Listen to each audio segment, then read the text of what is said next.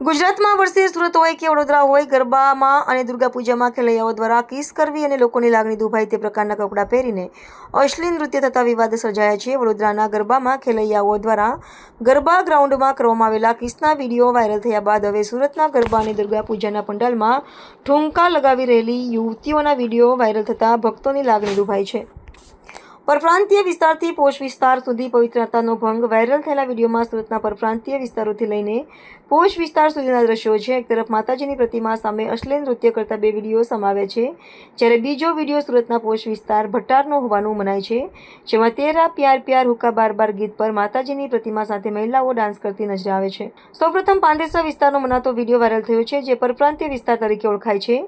ડિંડોલીમાં બીભત્સ નાચગાન. બીજો વિડીયો ડિંડોલી વિસ્તારમાં હોવાનું કહેવાય છે. આ વિડીયોમાં રંગીન રોશનીથી સજાવેલા એક સ્ટેજ ઉપર યુવતીઓ બીભત્સ નાચગાન કરી રહી છે અને આ દ્રશ્ય જોવા માટે લોકોના ટોળેટોળા એકઠા થયા છે. આ વિડીયો પણ સોશિયલ મીડિયામાં ઝડપથી વાયરલ થતા ભાવિક ભક્તોની લાગણી દુભાઈ છે. ભટ્ટારના પોશ વિસ્તારમાં તેરા પ્યાર પ્યાર હુકા બાર પર ઠુમકા. બંને પરપ્રાંતીય વિસ્તારની ઘટનાઓ બાદ સુરતના પોશ વિસ્તાર ભટ્ટારનો પણ એક વિડીયો વાયરલ થયો છે. જોકે આશ્ચર્યજનક બાબત એ છે કે ડિંડોલી પાંદેસરાના અલથાણ પોલીસ સ્ટેશન પાસે આ વિડીયા ક્યાંના છે તે અંગે કોઈ ચોક્કસ માહિતી નથી.